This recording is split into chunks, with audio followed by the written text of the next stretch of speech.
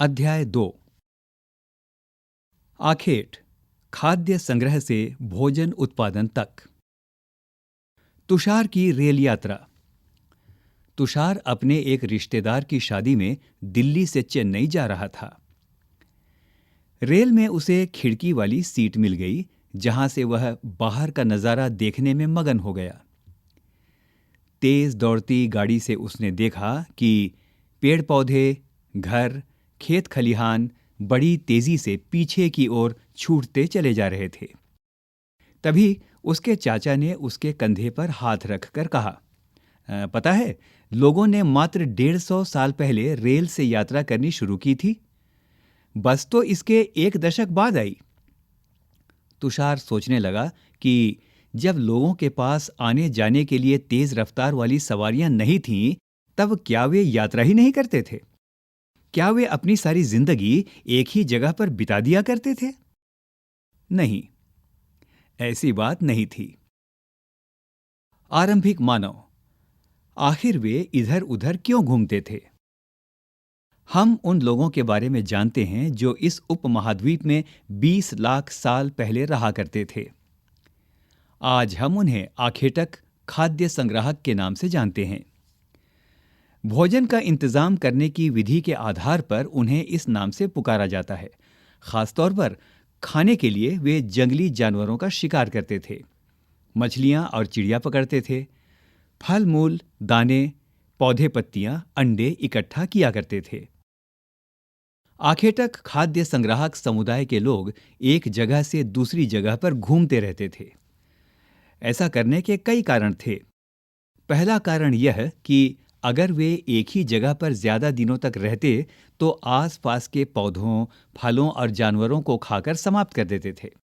इसलिए और भोजन की तलाश में उन्हें दूसरी जगहों पर जाना पड़ता था। दूसरा कारण यह कि जानवर अपने शिकार के लिए या फिर हिरन और मवेशी अपना चारा ढूंढने के लिए एक जगह से दूसरी जगह जाया करते हैं। इसलिए इन जानवरों का शिकार करने वाले लोग भी इनके पीछे पीछे जाया करते होंगे। तीसरा कारण ये कि पेड़ों और पौधों में फल फूल अलग अलग मौसम में आते हैं, इसलिए लोग उनकी तलाश में उपयुक्त मौसम के अनुसार अन्य इलाकों में घूमते होंगे। और चौथा कारण ये कि पानी के बिना किसी भी प्राणी या पेड़ पौधे का जीवित रहना संभव नहीं होता, और पानी झीलों, झरनों या नदियों में ही मिलता है। यद्यपि कई नदियों और झीलों का पानी कभी नहीं सूखता, कुछ झीलों और नदियों में पानी बारिश के बाद ही मिल पाता है। इसलिए ऐसी झीलों और नदियों के किनारे बसे लोगों को सूखे मौसम में पानी की तलाश में इधर उधर जाना पड़ता होगा। आरंभिक मानव के बारे में जानकारी कैसे मिलती है? पुरातत्वविदों को कुछ ऐसी वस्तुएं मिली हैं जिनका निर्माण और उपयोग आखेटक खाद्य संग्राहक किया करते थे। यह संभव है कि लोगों ने अपने काम के लिए पत्थरों, लकड़ियों और हड्डियों के औजार बनाए हों। इनमें से पत्थरों के औजार आज भी बचे हैं। इनमें से कुछ औजारों का उपयोग फल फूल काटने, हड्डियां और मांस काटने तथा पेड़ों की छाल और जानवरों की खाल उतारने के लिए किया जाता था। कुछ के साथ हड्डियों या लकड़ियों के मुट्ठे लगाकर भाले और बाण जैसे हथियार बनाए जाते थे। कुछ औजारों से लकड़ियां काटी जाती थीं। लकड़ियों का उपयोग ईंधन के साथ साथ झोपड़ियां और औजार बनाने के लिए भी किया जाता था। पत्थर के औजारों का उपयोग। बाएं हाथ की ओर जो चित्र है उसका वर्णन इस प्रकार से है। इंसान के खाने योग्य जड़ों को खोदने के लिए किया जाता था, और दाईं ओर का जो चित्र है उसमें उस औजार का वर्णन है जो जानवरों की खाल से बने वस्त्रों को सिलने के लिए किया जाता था। रहने की जगह निर्धारित करना। मानचित्र 2 को देखो। लाल त्रिकोण वाले स्थान वे पुरास्थल हैं जहां पर आखेटक खाद्य संग्राहकों के होने के प्रमाण मिलते हैं। इनके अलावा भी और कई स्थानों पर आखेटक खाद्य संग्राहक रहते थे। मानचित्र में सिर्फ कुछ गिने चुने स्थान ही चिन्हित किए गए हैं। कई पुरास्थल नदियों और झीलों के किनारे पाए गए हैं। चूंकि पत्थर के उपकरण बहुत महत्वपूर्ण थे, इसीलिए लोग ऐसी जगह ढूंढते रहते थे जहां अच्छे पत्थर मिल सकें। शैल चित्रकला, इनसे हमें क्या क्या पता चलता है? जिन गुफाओं में लोग रहते थे, उनमें से कुछ की दीवारों पर चित्र मिले हैं। इनमें कुछ सुंदर उदाहरण मध्य प्रदेश और दक्षिणी उत्तर प्रदेश की गुफाओं से मिले चित्र हैं। इनमें जंगली जानवरों का बड़ी कुशलता से सजीव चित्रण किया गया है। भीमबेटका, आधुनिक मध्य प्रदेश। इस पुरास्थल पर गुफाएं व कंदराएं मिली हैं। लोग इन गुफाओं में इसलिए रहते थे क्योंकि यहाँ उन्हें बारिश, धूप और हवाओं से राहत मिलती थी। ये गुफाएं नर्मदा नदी के पास हैं। क्या तुम बता सकते हो कि रहने के लिए लोगों ने यह जगह क्यों चुनी होगी? पुरास्थल, पुरास्थल उस स्थान को कहते हैं जहां औजार, बर्तन और इमारतों जैसी वस्तुओं के अवशेष मिलते हैं। ऐसी पुस्तकों का निर्माण लोगों ने अपने काम के लिए किया था और बाद में वे उन्हें वहीं छोड़ गए। ये जमीन के ऊपर, अंदर, कभी कभी समुद्र और नदी के तल में भी पाए जाते हैं। इन पुरास्थलों के बारे में आपको अगले अध्यायों में बताया जाएगा। आग की खोज, मानचित्र 2 में कुरनूल गुफा ढूंढो। यहां राख के अवशेष मिले हैं। इसका मतलब यह है कि आरंभिक लोग आग जलाना सीख गए थे। आग का इस्तेमाल कई कार्यों के लिए किया गया होगा, जैसे कि प्रकाश के लिए, मांस भूनने के लिए और खतरनाक जानवरों को दूर आदि भगाने के लिए। नाम और तिथियां, हम जिस काल के बारे में पढ़ रहे हैं, पुरातत्वविदों ने उनके बड़े बड़े नाम रखे हैं। आरंभिक काल को वे पुरापाषाण काल कहते हैं। यह 2 शब्दों पुरा यानी प्राचीन और पाषाण यानी पत्थर से बना है। यह नाम पुरास्थलों से प्राप्त पत्थर के औजारों के महत्व को बताता है। पुरापाषाण काल 20 लाख साल पहले से 12,000 साल पहले के दौरान माना जाता है। इस काल को भी 3 भागों में विभाजित किया गया है: आरंभिक, मध्य एवं उत्तर पुरापाषाण युग। मानव इतिहास की लगभग 99% कहानी इसी काल के दौरान घटित हुई। जिस काल में हमें पर्यावरणीय बदलाव मिलते हैं, उसे मेसोलिथ यानी मध्य पाषाण युग कहते हैं। इसका समय लगभग 12,000 साल पहले से लेकर 10,000 साल पहले तक माना गया है। इस काल के पाषाण औजार आमतौर पर बहुत छोटे होते थे। इन्हें माइक्रोलिथ यानी लघु पाषाण कहा जाता है। प्रायः इन औजारों में हड्डियों या लकड़ियों के मुट्ठे लगे हंसिया और आरी जैसे औजार मिलते थे। साथ साथ पुरापाषाण युग वाले औजार भी इस दौरान बनाए जाते रहे। अगले युग की शुरुआत लगभग 10,000 साल पहले से होती है। इसे नवपाषाण युग कहा जाता है। नवपाषाण का क्या मतलब होता होगा? बदलती जलवायु। लगभग 12,000 साल पहले दुनिया की जलवायु में बड़े बदलाव आए और गर्मी बढ़ने लगी। इसके परिणाम स्वरूप कई क्षेत्रों में घास वाले मैदान बनने लगे। इससे हिरण, बारहसिंघा, भेड़, बकरी और गाय जैसे उन जानवरों की संख्या बढ़ी जो घास खाकर जिंदा रह सकते हैं। जो लोग इन जानवरों का शिकार करते थे, वे भी इनके पीछे आए और इनके खाने पीने की आदतों और प्रजनन के समय की जानकारी हासिल करने लगे। हो सकता है कि तब लोग इन जानवरों को पकड़कर अपनी जरूरत के अनुसार पालने की बात सोचने लगे हों। साथ ही इस काल में मछली भी भोजन का महत्वपूर्ण स्रोत बन गई। खेती और पशुपालन की शुरुआत।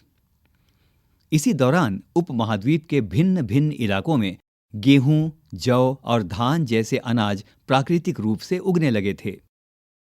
शायद महिलाओं, पुरुषों और बच्चों ने इन अनाजों को भोजन के लिए बटोरना शुरू कर दिया होगा। साथ ही वे यह भी सीखने लगे होंगे कि ये अनाज कहाँ उगते थे और कब पक कर तैयार होते थे। ऐसा करते करते लोगों ने इन अनाजों को खुद पैदा करना सीख लिया होगा और इस प्रकार धीरे धीरे वे किसान या कृषक बन गए होंगे। इसी तरह लोगों ने अपने घरों के आसपास चारा रखकर जानवरों को आकर्षित कर उन्हें पालतू बनाया होगा। सबसे पहले जिस जानवर को पालतू बनाया गया वह कुत्ते का जंगली पूर्वज था।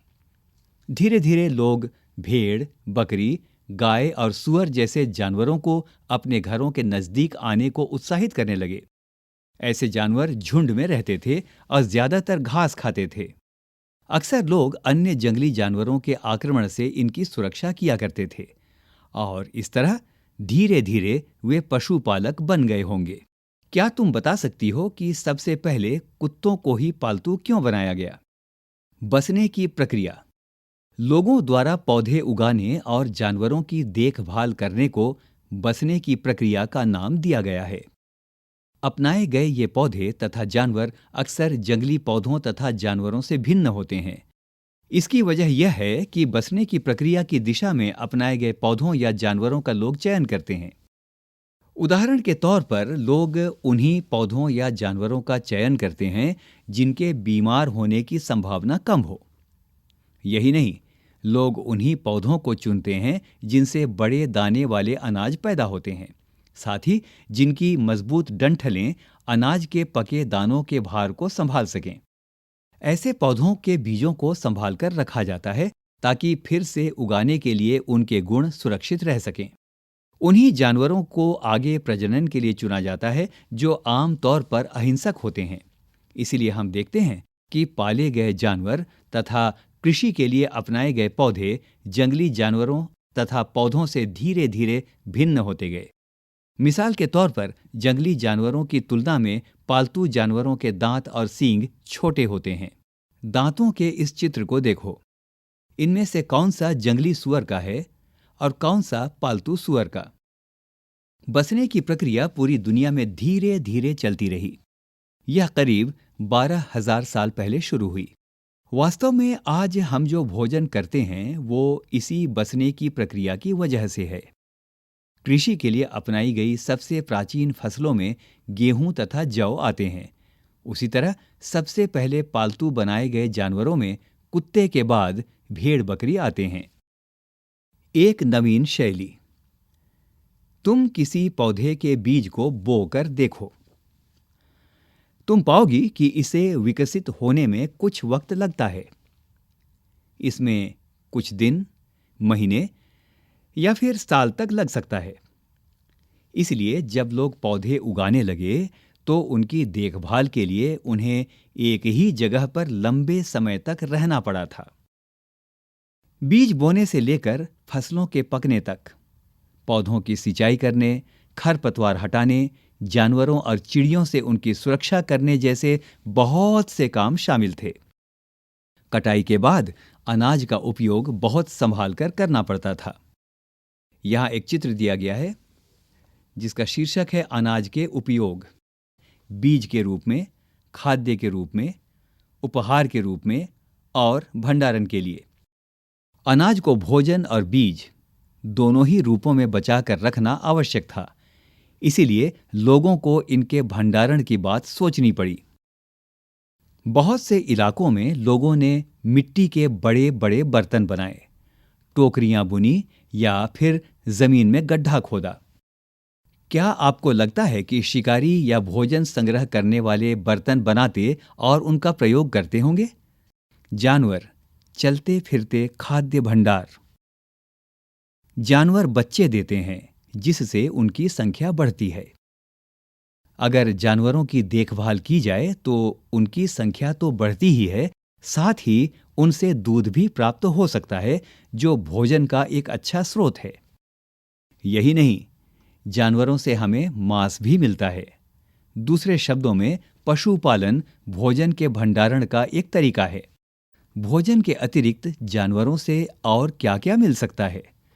आओ, आरंभिक कृषकों और पशुपालकों के बारे में पता करें। मानचित्र 2 देखो। क्या तुम्हें वहां कई नीले वर्ग दिख रहे हैं? पता है, इनमें से प्रत्येक बिंदु उस जगह को दर्शाता है जहां पुरातत्वविदों को शुरुआती कृषकों और पशुपालकों के होने के साक्ष्य मिले हैं। ये पूरे उपमहाद्वीप में पाए गए हैं। इनमें सबसे महत्वपूर्ण पश्चिमोत्तर क्षेत्र में, आधुनिक कश्मीर में और पूर्वी तथा दक्षिण भारत में पाए गए हैं। वास्तव में ये निर्दिष्ट स्थान कृषकों और पशुपालकों की बस्तियां थीं या नहीं, इसे जांचने के लिए वैज्ञानिक खुदाई में मिले पौधों और पशुओं की हड्डियों के नमूनों का अध्ययन करते हैं। इनमें से सबसे रोचक जले हुए अनाज के दानों के अवशेष हैं। ऐसा लगता है कि ये गलती से या फिर जानबूझकर जलाए गए होंगे। वैज्ञानिक इन अनाज के दानों की पहचान कर सकते हैं। इस तरह हमें पता चलता है कि इस महाद्वीप के विभिन्न भागों में बहुत सारी फसलें उगाई जाती रही होंगी। वैज्ञानिक विभिन्न जानवरों की हड्डियों की भी पहचान कर सकते हैं। स्थायी जीवन की ओर पुरातत्वविदों को कुछ पुरास्थलों पर झोपड़ियों और घरों के निशान मिले हैं, जैसे कि बुर्ज होम, जो वर्तमान कश्मीर में है। यहाँ के लोग गड्ढे के नीचे घर बनाते थे, जिन्हें गर्तवास कहा जाता है। इनमें उतरने के लिए सीढ़ियां होती थीं। इससे उन्हें ठंड के मौसम में सुरक्षा मिलती होगी। पुरातत्वविदों को झोपड़ियों के अंदर और बाहर दोनों ही स्थानों पर आग जलाने की जगहें मिली हैं। ऐसा लगता है कि लोग मौसम के अनुसार घर के अंदर या बाहर खाना पकाते होंगे। बहुत सारी जगहों से पत्थर के औजार भी मिले हैं। इनमें से कई ऐसे हैं जो पुरापाषाण युगीन उपकरणों से भिन्न हैं, इसलिए उन्हें नवपाषाण युग का माना गया है। इनमें वे औजार भी हैं जिनकी धार को और अधिक पैना करने के लिए उन पर पॉलिश चढ़ाई जाती थी। ओखली और मूसल का प्रयोग अनाज तथा वनस्पतियों से प्राप्त अन्य चीजों को पीसने के लिए किया जाता था। आज हजारों साल बाद भी ओखली और मूसल का प्रयोग अनाज पीसने के लिए किया जाता है। उसी तरह प्राचीन प्रस्तर युगीन औजारों का निर्माण और प्रयोग लगातार होता रहा। कुछ औजार हड्डियों से भी बनाए जाते थे।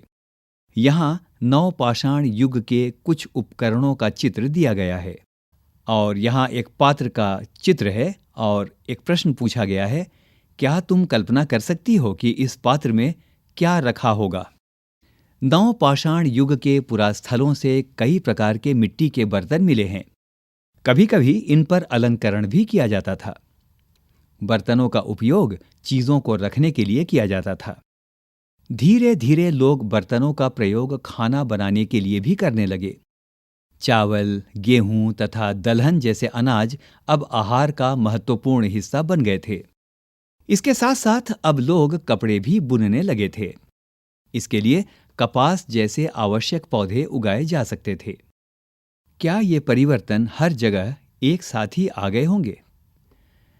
ऐसी बात नहीं है। एक तरफ जहां कई जगहों पर स्त्री पुरुष शिकार और भोजन संग्रह करने का काम करते रहे थे, वहीं अन्य लोगों ने हजारों सालों के दरमियान धीरे धीरे खेती और पशुपालन को अपना लिया। बहुत जगह लोग मौसम के मुताबिक बदल बदल कर अपनी जीविका चलाया करते थे। सूक्ष्म निरीक्षण। मेहरगढ़ में जीवन मृत्यु। सबसे पहले इस चित्र के बारे में जो यहाँ दिया हुआ है, ये मेहरगढ़ के घर का चित्र है। मानचित्र 2 जो पृष्ठ संख्या 13 में मिलता है, उसमें मेहरगढ़ ढूंढो। यह ईरान जाने वाले सबसे महत्वपूर्ण रास्ते बोलन दर्रे के पास एक हरा भरा समतल स्थान है। मेहरगढ़ संभवतः वह स्थान है जहां के स्त्री पुरुषों ने इस इलाके में सबसे पहले जौ, गेहूं उगाना और भेड़ बकरी पालना सीखा। यहाँ विभिन्न प्रकार के जानवरों की हड्डियां मिली, जिनमें हिरण तथा सुअर जैसे जंगली जानवरों तथा भेड़ और बकरियों की हड्डियां हैं। मेहरगढ़ में इसके अलावा चौकोर तथा आयताकार घरों के अवशेष भी मिले हैं। प्रत्येक घर में 4 या उससे ज्यादा कमरे हैं, जिनमें से कुछ संभवतः भंडारण के काम आते होंगे।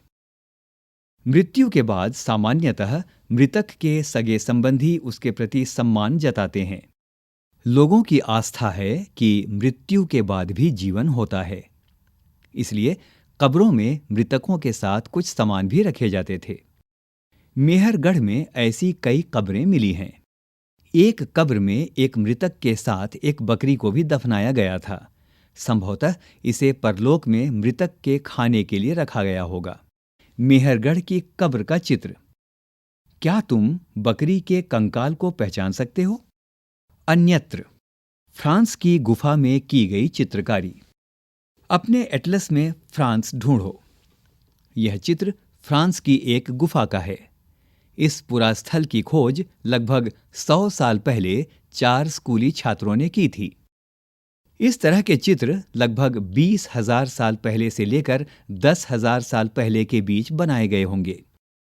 इनमें कई जानवरों के चित्र हैं।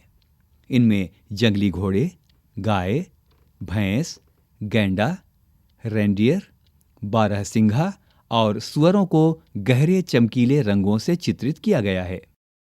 इन रंगों को लौह अयस्क और चारकोल जैसे खनिज पदार्थों से बनाया जाता था। यह संभव है कि इन चित्रों को उत्सवों के अवसर पर बनाया जाता था या फिर इन्हें शिकारियों द्वारा शिकार पर निकलने से पहले कुछ अनुष्ठानों के लिए बनाया गया होगा। एक नवपाषाणिक पुरास्थल। एटलस में तुर्की ढूंढो। नवपाषाण युग के सबसे प्रसिद्ध पुरास्थलों में एक चताल ह्यूक तुर्की में है। यहाँ दूर दराज स्थानों से कई चीजें लाई जाती थीं और उनका उपयोग किया जाता था, जैसे सीरिया से लाया गया चकमक पत्थर, लाल सागर की कौड़ियां तथा भूमध्य सागर की सीपियां। ध्यान रहे कि उस समय तक पहिए वाले वाहन का विकास नहीं हुआ था। लोग सामान खुद या जानवरों की पीठ पर लाद कर ले जाया करते थे। तो बताओ, कौड़ियों तथा सीपियों का क्या उपयोग होता होगा? कुछ महत्वपूर्ण तिथियां। मध्य पाषाण युग 12,000 साल से 10,000 साल पहले। बसने की प्रक्रिया का आरंभ लगभग 12,000 साल पहले। नवपाषाण युग का आरंभ 10,000 साल पहले। मेहरगढ़ में बस्ती का आरंभ लगभग 8,000 साल पहले।